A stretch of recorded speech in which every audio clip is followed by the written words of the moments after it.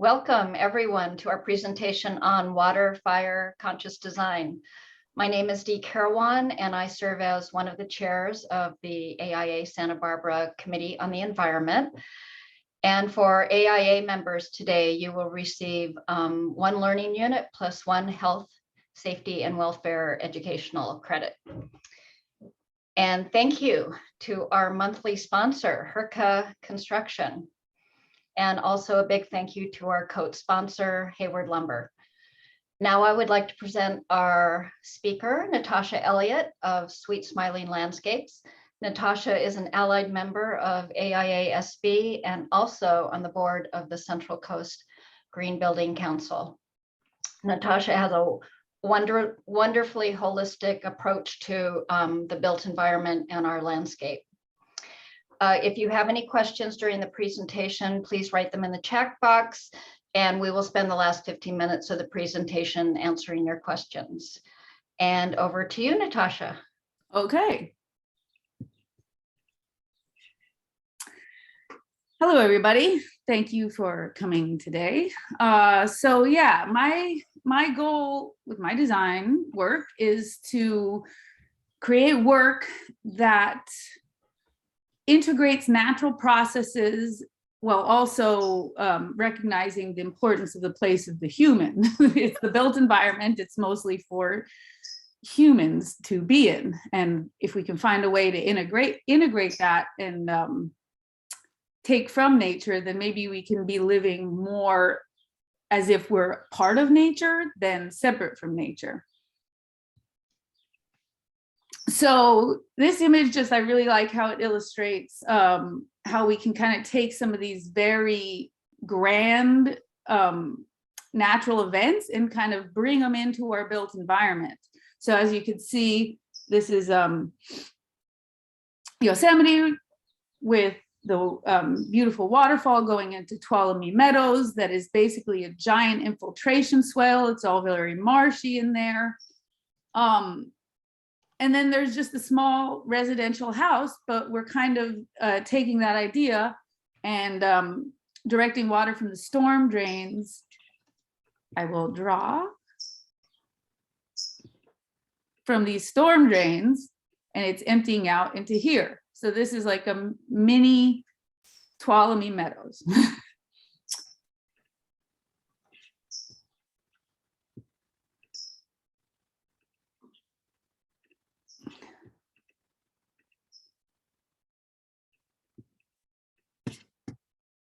Sorry. Okay, so we see ourselves as humans as separate from animals, but as we know, humans are animals too. A really big difference between animals and humans is that we create a lot more. Here on the left, you can see a bird's nest, which a bird has made. And on the right is a house, which is made for humans by humans. One of the big differences with the way we create is we pay a lot of attention to aesthetics. And that's great. I think some animals probably do have a sense of aesthetics more than we appreciate. But one of the big differences with the way we build things is we're worried about aesthetics. And in that, we pull in history and the history of the architecture, the history of the land, the history of the people, and all of that can get pulled into that. So I think there's a way in which we can take that wonderful element of being human and being in tune with aesthetics, but also see ourselves as animals and build accordingly.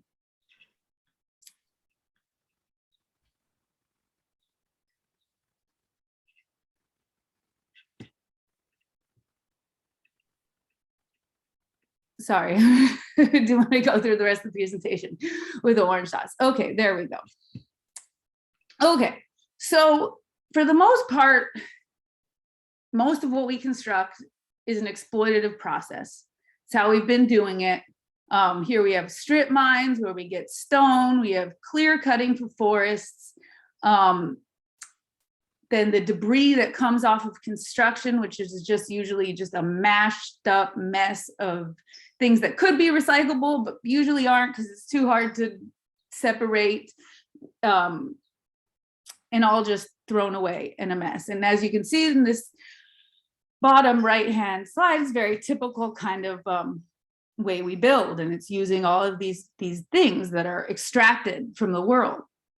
But if we're thinking about building in alliance with nature, we have to start to think about giving back. I read the book Braiding Sweetgrass, which I know some of you have read, and it's a really beautiful book. She paints a story of how we can, as humans, live more in tune with nature. And there's this idea of reciprocity. We have to give for what we take. So, in France, when they used to use oak to build their buildings, they would plant a tree when they were building the house so that by the time those beams rotted out, there would be more wood to harvest. So we need to take this idea and counter whatever environmental impact to the negative we give. We have to give back with something positive. And the garden is a really great space to do that, but we can also do it within the home. So looking to more traditional cultures, they seem to have a better way of building more naturally, more in tune with the land, and coming from more of an approach of an animal than like a human. And by that, I'm saying as playing a role in part of the ecosystem, not as someone who's going to come in and dominate over the ecosystem. So anyway, these are two examples of some traditional architecture, both very different. We have the Great Mosque of Djenné and some of these houses in South Sulawesi. And so, as you can see, the one in Mali obviously uses what's around. It's very arid. There's not a lot of plants that grow. So they use wood sparingly. They do have this amazing like clay soil, so they build that way. It's also very inland, and there's not that much seismic activity. So you can build like that there. Whereas on this house in Sulawesi, it's very different. It's a very different climate. Plants grow very quickly. There's a lot of influences from storms and earthquakes and that, so everything is very flexible. And so the way that they've built is they're both using natural materials. They're building appropriate to the space, and they're also building appropriate to the influences that their surroundings have on them. That is to say, in the Indonesian house, it's very easy to fix it.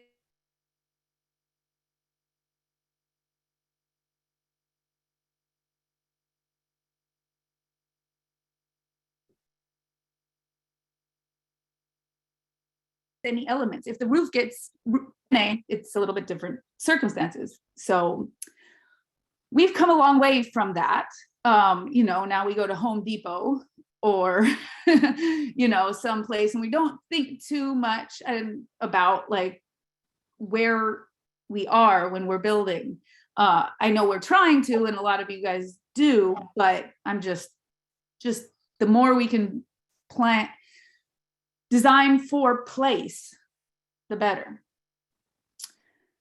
So we need to start looking at elements as process, not a commodity. So in this illustration, we have water represented in two ways. There's a river in which water is part of a greater process. It's flowing, plants are growing, animals are living in the plants. It's a whole system. It's not just about the water. Whereas the image on the right is great, it's rainwater harvesting, but it's just seeing it as a purely resource. Water is a resource, and it's forgetting the process. Kind of the same here, there's a picture of a yarrow with a bee that's harvesting pollen from it. And so there, the plant is part of a process, whereas on the right, it's in the can and it's a product, it's a commodity. And the more we can take elements and make them part of a process and not part of a commodity, we're working to create a niche within the ecological system. So that's kind of the same idea with, passive solar. Instead of, solar panels are great. Don't get me wrong.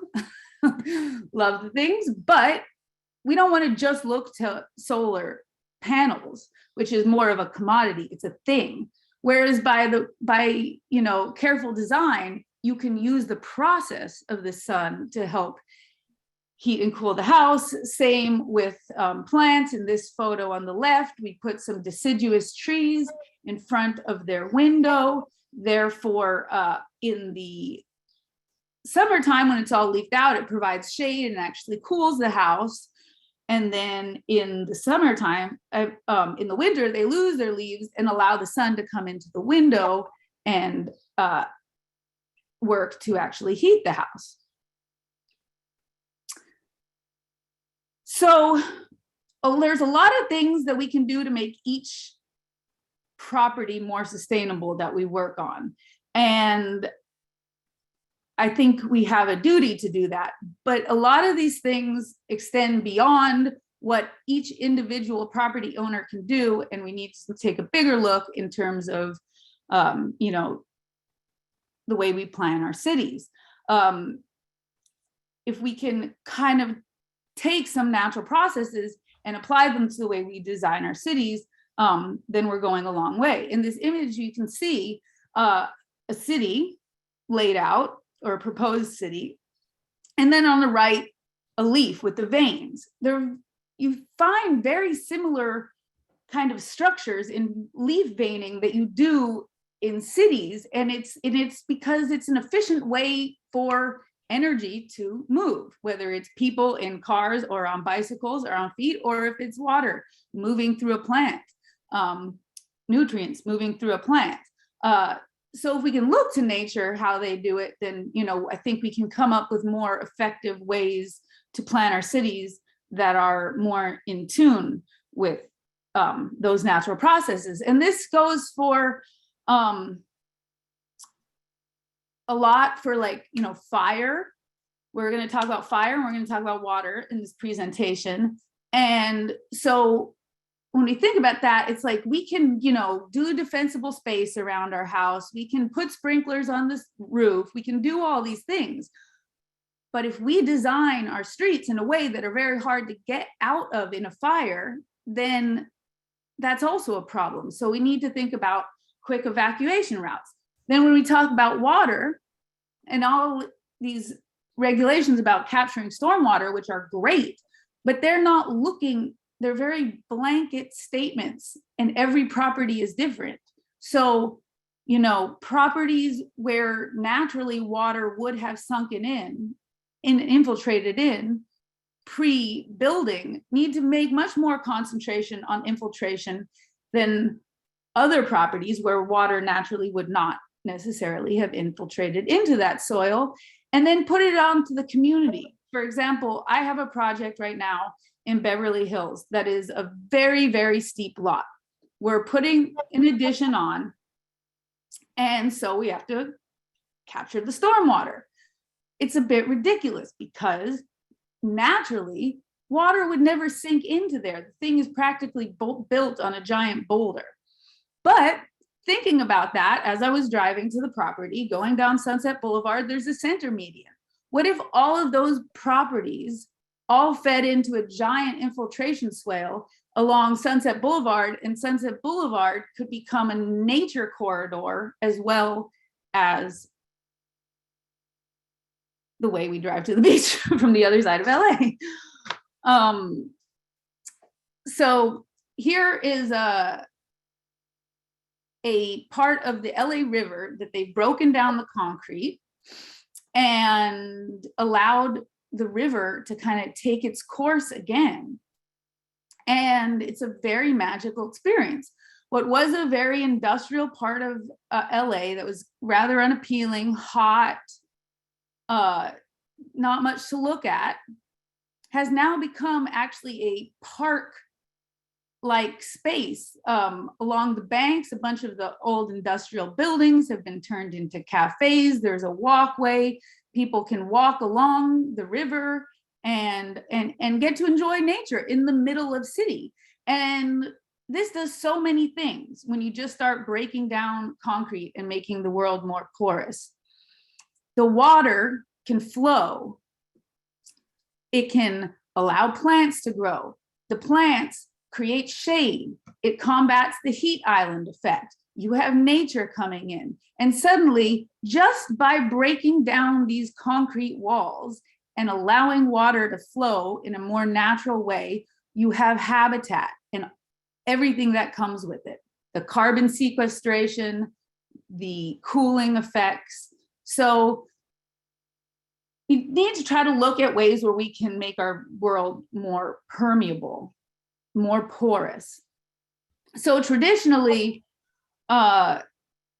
water was viewed as a liability, only as a liability, get it away from the house as fast as possible. And what did that do? It led to compacted soils, depleted aquifers, heat islands, a lot of negative things. Now we're supposed to be harvesting rainwater, but a lot of like putting it in tanks and gravel pits sees water purely as a resource and not as a process. And so we can put that water that we're supposed to be harvesting on each property into the process by allowing it to infiltrate into the soil, using it to grow the soil, grow plants, replenish the aquifers, and just kind of bring back the built environment to be as it was before we built on it, yet still allowing us to enjoy living on it. So here's just some images of of a project that we did some rainwater harvesting on. There's the rain chains.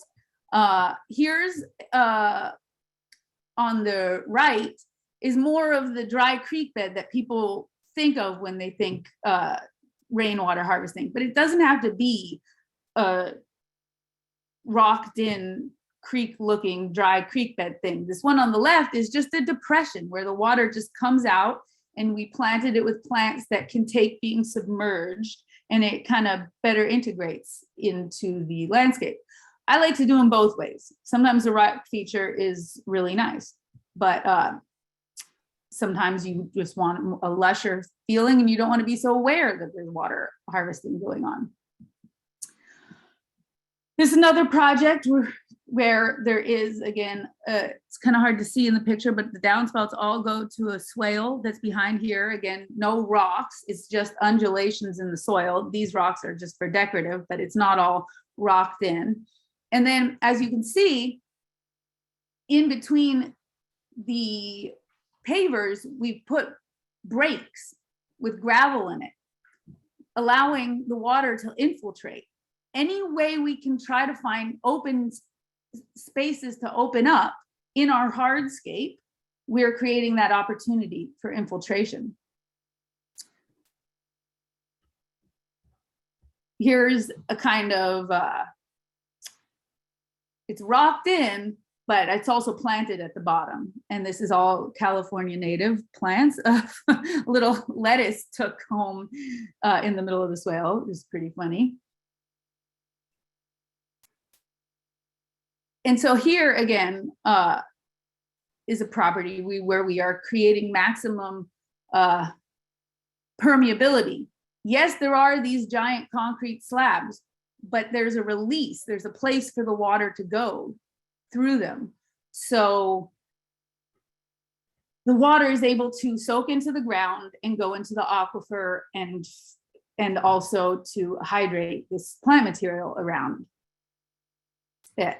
And again, this is the infiltration basins here. As you can see, they're ones that are more fully planted out because it's a small garden and they wanted a more lush feeling. Let this train pass.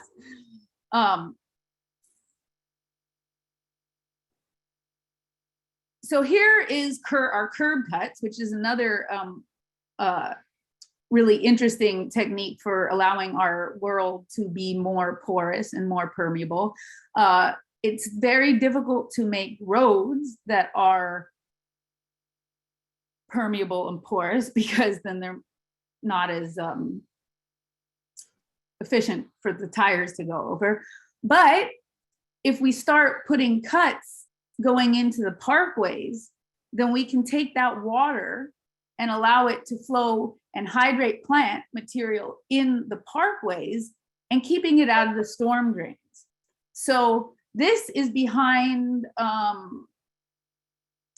the parking lot behind Linden in Carpinteria, where they had some big trees that were a mess, took it out, put in these curb cuts. Unfortunately, the rock is a bit high, it should be lower, but they planted it with native grasses. They swaled it going down. It's depressed so that the water has a space to go, and then these plants can handle that, and you suddenly have an attractive, lush, beautiful space that keeps rainwater out of the storm drains and keeping the ocean cleaner and hydrates the plant material.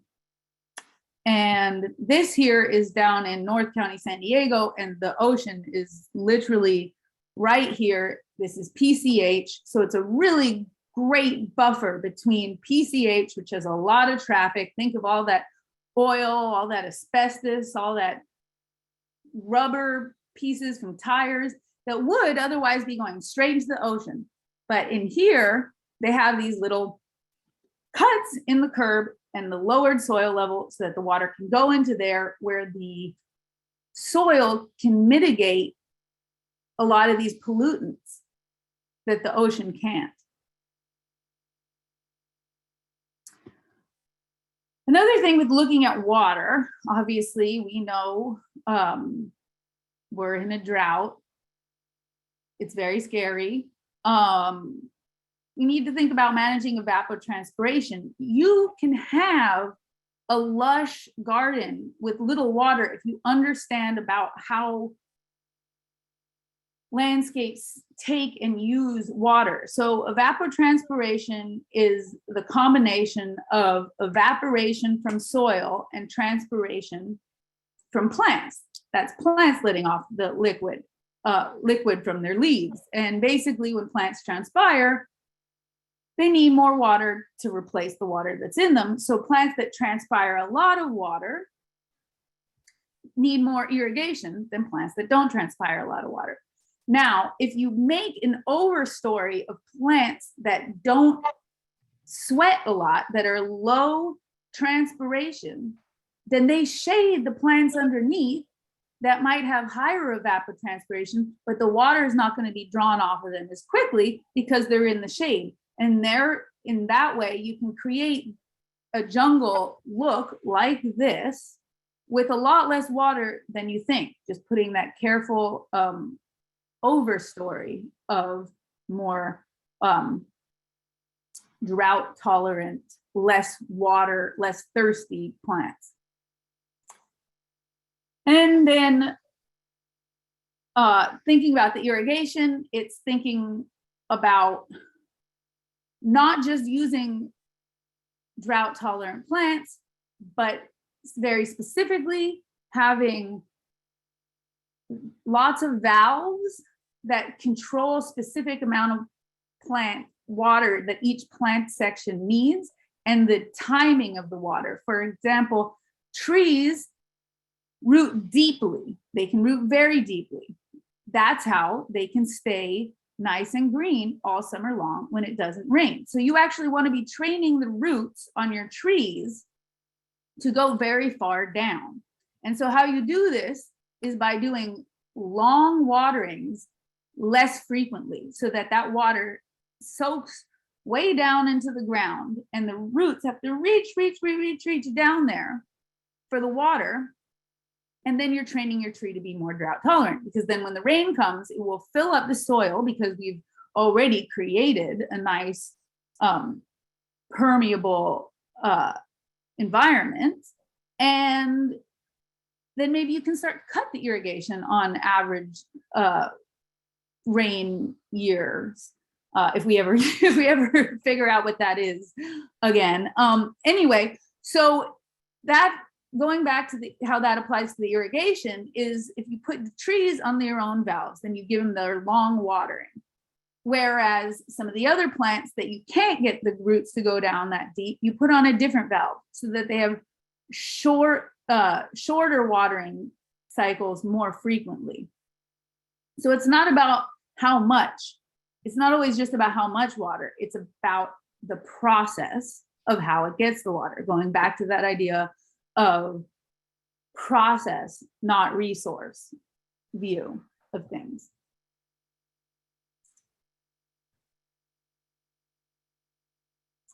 Another element of that is taking care of our soil. Our soil is made up of bacteria, fungi, algae, and protozoa.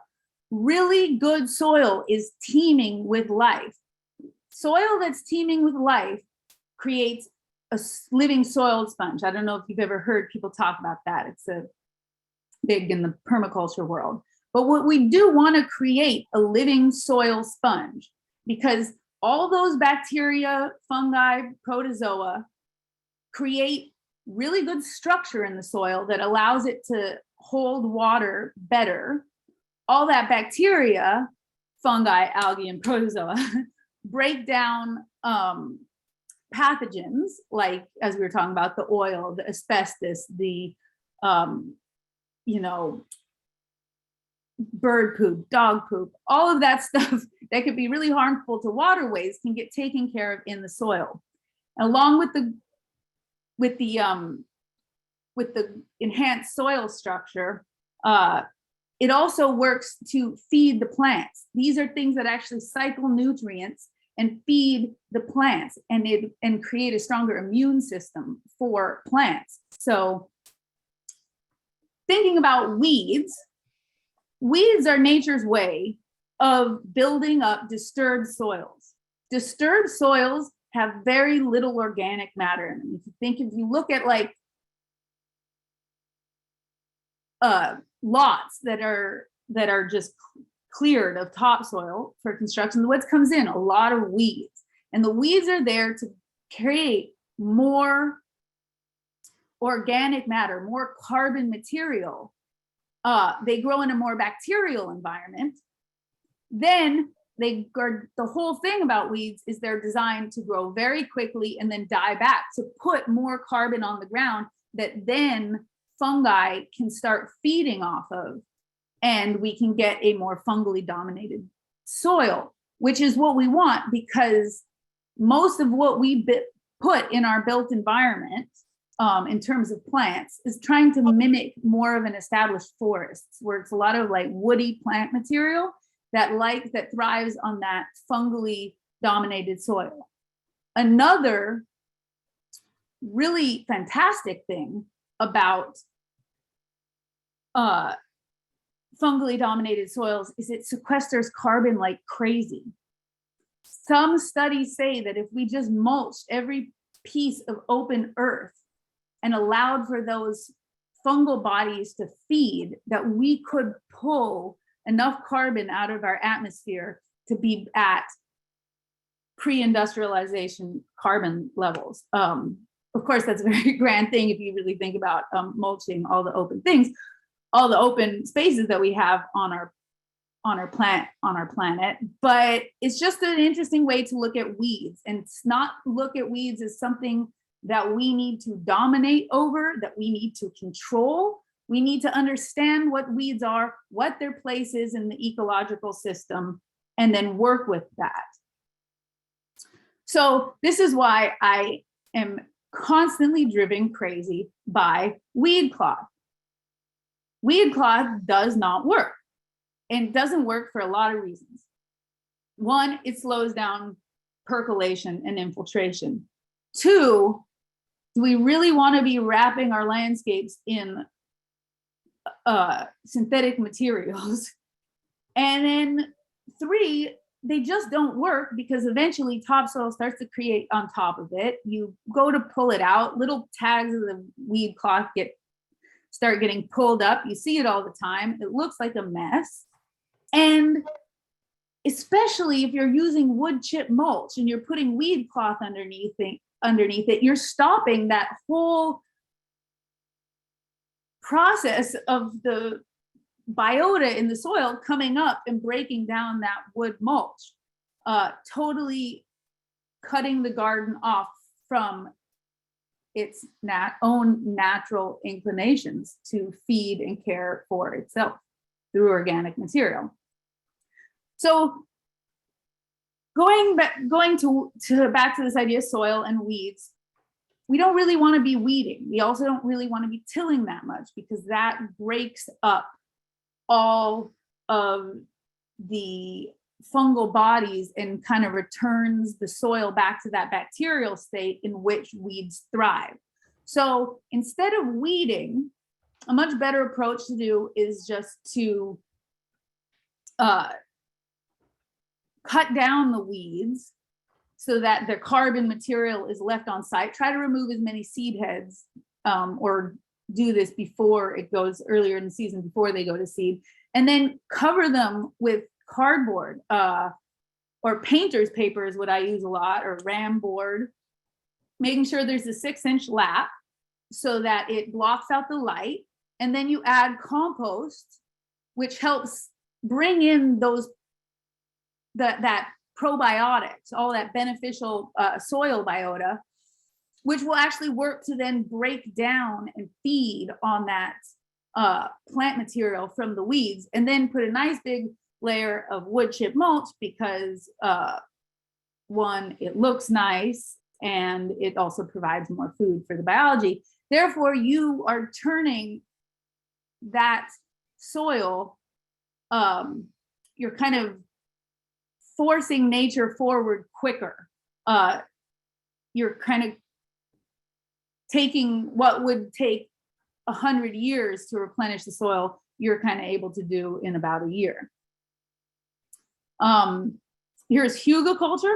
It's another technique for building soil where you kind of build a berm up with small sticks and then organic material and then some mulch, compost, and then you actually end up taking a piece of sod and flipping it upside down and putting it on top, because the sod is full of all that very nitrogen rich green material, and then you have all this carbon rich material, and that balance of nitrogen rich and carbon rich material is what grows soil and sequesters carbon. So this is a fun technique to use to create very happy plants with very little input. Then integrated pest management is a way of making our environment less toxic, but also a way of allowing us to live more in harmony with the rest of nature. So integrated pest management invites life into the garden. I love a garden when there's birds flittering around and butterflies. It adds a whole nother dimension. And then you see frogs jumping and croaking and skittering lizards. It adds a lot more dynamicism to the garden, as well as working to find balance. Because these, for example, the frogs eat flies. The lizards eat other bugs that are problematic. The bees pollinate. Ladybugs, they eat aphid eggs, and so do many other flying bugs. So the more bugs you can actually invite into your garden, the more creatures, the more birds, it's the more likely that they will keep the problematic pests in check, just like ladybugs with aphids. So I actually had a lot of plants for some gardens that were heavy insectaries in my yard, and some caterpillars came along and they were eating the leaves of my sweet potatoes. And I was like, oh no, caterpillars eating sweet potatoes. This is terrible. I was about to go get out my organic caterpillar spray, but I was like, you know what? There is so much bug and bird activity in my garden from having so many insectaries so close together. Let me put my money where my mouth is and really just take a pause. So I didn't spray for the caterpillars that were quite bad. And in 2 days, the caterpillars were gone. There was a few little holes in my plants. That's it. And we know this is true because in nature, we never see annihilation from any pests. When we start seeing problems with annihilations of pests, like the bark beetle, we know that we've lost equilibrium with nature and we have to try to get back there. So here's a few things you can do to help bring these beneficials into the garden. They love water. You'll always notice if you put a water feature, you'll find more birds, more butterflies. So a small water feature is always a good idea. It's also really nice if there's a way that they can like get to the water without sinking in the water. So if you see this water feature on the left, it's kind of, the stone is dry here. They can kind of stand there and kind of, dip their toes, take a drink. Then also creating crevices and spaces is another really great way to promote biological diversity in the space. All the bugs and stuff can go inside here. With this wood, it actually is breaking down. This will not last forever, but it's okay. Because again, going back to that idea of like the Indonesian house, this is pretty easy to come by. This is not stone that's quarried from someplace and carted in. It's from a tree trimmed on site and stacked there. So if it lasts for 25 years, that's okay because it's building the soil and more trees are growing on the property, which will then be able to be cut down and build it again. So sometimes you want to build for a long time, which is a great goal, but sometimes it's okay to have things be more temporary. If you're doing it consciously and making sure you can replace it, sometimes that can be the more environmentally friendly thing. Then flowers. Flowers are great for attracting birds and bees. We know this. We've seen many times hummingbirds coming to eat nectar out of a flower, bees landing on flowers, sages. Hummingbirds love sages, all sages, and there's lots of California native sages, very drought tolerant sages. And then in the picture on the top is narrow leaf milkweed. And it is the native milkweed, and it's part of the, it's a necessary part of the monarch life cycle. And I just want to mention, because this is one of my soapbox issues, a lot of what they sell in the nurseries for the monarchs is the tropical milkweed, which has the red flowers. If you go to Costa Rica, you see it growing plentifully on the hillsides. It's great there. Here, it's not so good. We want to concentrate on using native milkweed because native milkweed is deciduous. It dies back in the winter and forces the monarchs to migrate.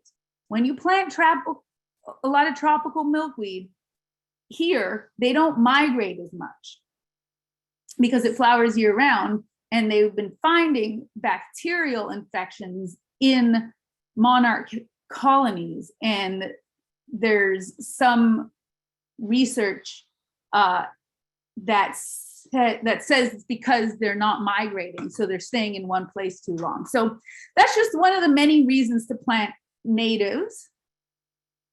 And so I want to go into a little bit about climate appropriate plantings. We live in the Mediterranean region, which is the west facing coastlines between 30 and 45 degrees south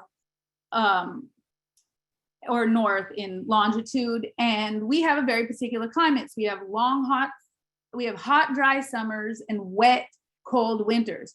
So we need to plant according to that. You know, our temperature difference is not that different from Hawaii to here. But why can't we have a tropical garden here very effectively? Because in Hawaii, water comes in the warm season, and those plants like that kind of like thrive in warm fungal blooms. Here, a lot of times, warm fungal blooms can kill the plant. Anyway, so we look to all of these countries to try to find climate appropriate plants. That's great. I am not so strict in using native plants, though I do love them very much. But as long as they're climate appropriate, then that's great. And if they have flowers or some part that can help feed native fauna, that's even better. California is one of the harshest Mediterranean climates, but it also is home to some of the greatest plant biodiversity in the world. You think of the Amazon and in these dense tropical forests when you think of biodiversity, but actually California has the greatest plant biodiversity in the world. So we have so many things to choose from. So here's just a few examples of California natives mixing with Mediterranean adaptive plants. Here we have a hybridized yarrow, the Achillea millefolium moonshine, with a Australian native grevillea. Here we have some California white sage with some aloes, which I believe are from South Africa. And here we have some California native sages with the more traditional Mediterranean olive from the Mediterranean. The one thing I like to be really sensitive to is invasive species. Invasive species are plants that bleed into nature and are not of nature, and they have a lot of negative environmental consequences. They can create very high fuel loads. They can mess with waterways, sucking up water. Tamarisk is a terrible one. I don't have a picture of it here, but it can like suck groundwater out of creeks and just send it off into the atmosphere. Remember, going back to the idea of that evapotranspiration, it is a huge transpirer. And so it just pulls water out of our creekways and just sends it into the atmosphere, having detrimental effects to the fish and the wildlife that depend on that creek. Then there are a lot of them are like grassy, weedy species that can come in and create big fuel loads. So here we are with Thomas fire, a very scary experience for a lot of us in this region. And after that, it was like, what do we do? And everybody's like, oh, the controlled burn. We need to be burning more. We need to be burning more. We need to get all this fuel load out. Well, what a lot of people were talking about is just fuel load. We're actually native plants that can be helpful. Now, it's true that Native Americans have traditionally burned the land, and we are in a fire-dependent landscape, but we have to be very careful about burning our landscapes because the plants are adapted. California native plants are adapted to fire, meaning that a lot of them are called to sprout when they've been exposed to heat and smoke. Now, these plants have been evolved to create seed banks over like 50 or 100 years, when in nature, fire might come. If you do too many controlled burns back to back to back, you start depleting that native plant seed before it has a chance to rebuild the seed bank in the soil. So what we find when there's a lot of controlled burns is that if it's like within like multiple controlled burns within 5 years, what comes back in are a lot more invasive species, not native plants, that carry a higher fuel load, and therefore you're kind of then addicted to these burns, which put a lot of carbon into the atmosphere, and as you remember, leave us with depleted soils. So here's just a picture after Thomas Fire of it coming, of things coming back to life. So this is the standard chart for defensible space. But the fire department is mainly just seems to be concerned with having as little plant material around as possible. But some evidence says that, and it's been shown that actually planting with the correct plants that hold on to a lot of soil moisture, that are very easy to maintain and keep free of desiccated materials, can actually fight against fire. So having the plant, having, for example, the native lemonade berry, which is very drought tolerant, holds a lot of water in its stems and in its leaves, grows quite large, can protect your home against fire versus putting like a palm tree, because embers can stay lit for up to like 50 miles. And all it needs is a place to go with a little bit of fuel, and then the fire can combust. So if you have a big palm tree or a big eucalyptus tree that's very easy to burn, is way up high, it's just there waiting for the embers to come by, and it's got that dry plant material on it, and suddenly, boom, your house is on fire. Whereas if you have, for example, a puntia, like which is a cactus, the nopales cactus, or lemonade berry, or something that holds a lot of water, then it actually will catch the ember before it hits your house and extinguish it, and can work to protect it. So keeping everything just cleared out, is not always the best tactic for fire mitigation. This is Meditation Mount, which is in Ojai, which burned and came in and created a drought tolerant, fire-wise, California native Zen garden. It honors the architecture of the space. It has, if you've ever seen it, it's kind of a modern Asian feeling building. We have some large trees to provide shade, but not a lot of plants underneath them, because we don't want to create a fire ladder. Then there's a lot of gravel, but it's done in a Zen garden kind of way, not in just like a clear pit, and then added more interest with some stones, kept the plantings low around the windows, because that's a place where fire can get in, and had a little water feature that also served to harvest rainwater, would overflow into the water feature. And it's just it's a way of, this project, I saw it as a way of honoring Zen traditions, California natives, well-being, drought tolerant, and fire tolerant. Unfortunately, they didn't build it, but it was a lot of fun to design nonetheless. Here's another project where, again, is an extremely high fire zone, so we kept the plantings low around the wall. We planted the whole hillside slope here, because fire travels up with lemonade berry to block it from the house, kept the trees far from the house and well pruned up, but it's not austere. It's not just flat. There's still a garden there, but it's very fire tolerant. So all of this is to say is that humans can provide a positive impact on the environment.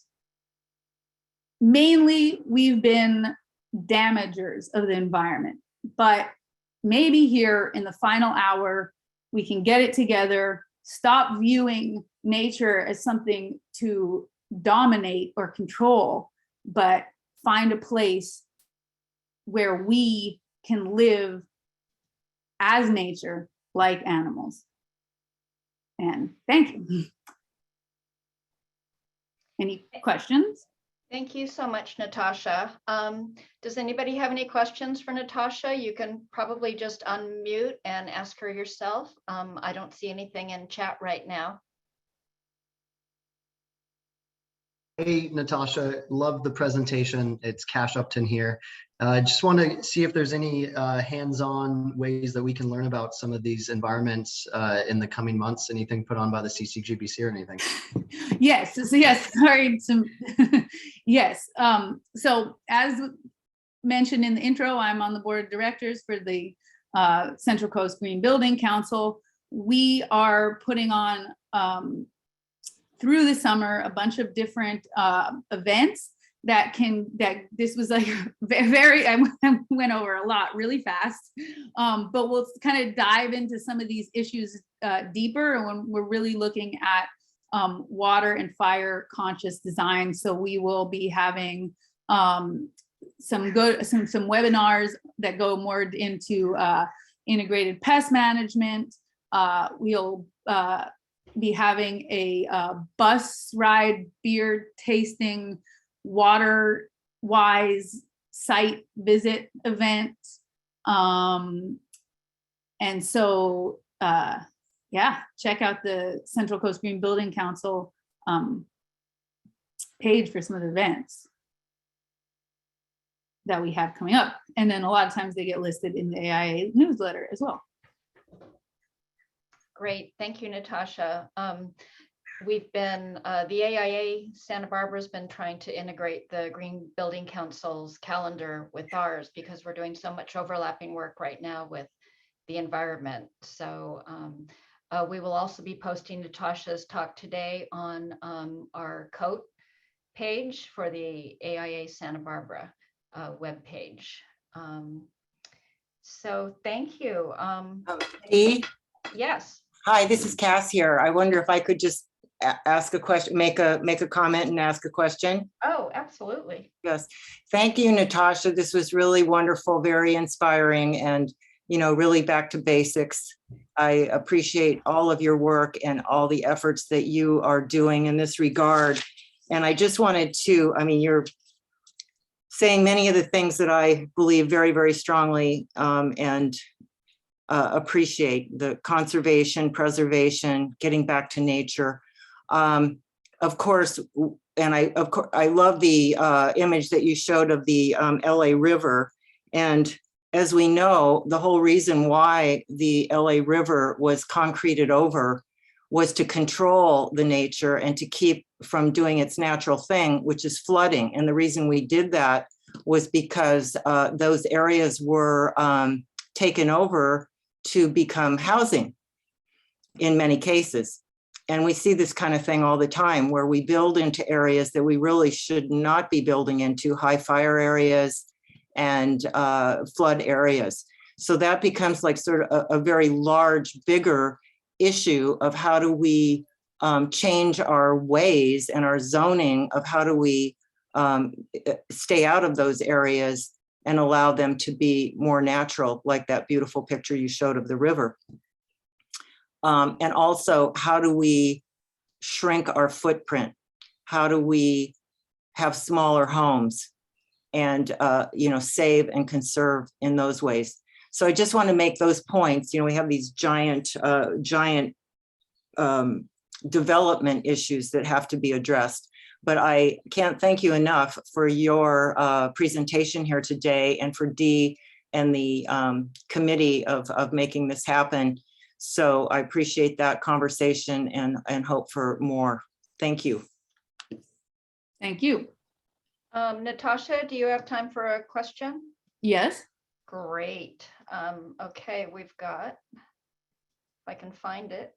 Okay, from Sybil, in the slide of plants not to use, those grasses, etc. How did the ice plant fit in? I see it all over Southern California. Does it use too much water? So in that slide of plants not to use, I'll go back to it. These are invasive species. These are plants that are not natural, that have been brought into our environment and have negative impacts. So this was very dense. I tried to cover a lot of material in little time, but check out California Invasive Plant Council website, CalIPC. They are a resource that shows all the plants that are invasive or potentially invasive, because it's important to look at what could be invasive before we start seeing full-on outbreaks. But yeah, ice plant is not native. I've heard it was brought to the Channel Islands by sailors because they believed it was a cure for gonorrhea. And now it's taken over in the islands. And the problem with it is that it just blocks, it's just such a thick plant. It blocks out any ability for native plants to come in, and it doesn't provide the same type of forage for native animals, as well as it kind of locks up the sand in sand dunes. Those sand dunes are supposed to move in a certain way, but this ties it all together, which isn't what nature would do. It's not what nature would do. So that's the problem with ice plant. We can see this vinca up here, which is beautiful. It kind of makes me sad. This is because I always see people posting on Instagram and stuff like, oh, beautiful hike, beautiful nature, but it's not nature. It's actually drying up the creekways and drowning out space for native plants and creating less opportunity for biodiversity. So. Great, thank you, Natasha. Anybody else with any questions? Just a reminder, this will be posted on our COAT website and probably also the Green Building Council. And also there's a Green Building Council has a happy hour once a month in Carpinteria if anybody wants to join us. I think there's one next Wednesday, July 6th, I believe. So anyway, Natasha's usually there. You can pick her brain if you come join us. And that is posted on the Green Building website. Okay, I guess that's it. Thank you so much, Natasha. Always really wonderful hearing about your work. Okay, thank you. Great. Have a good day, everybody. Thanks.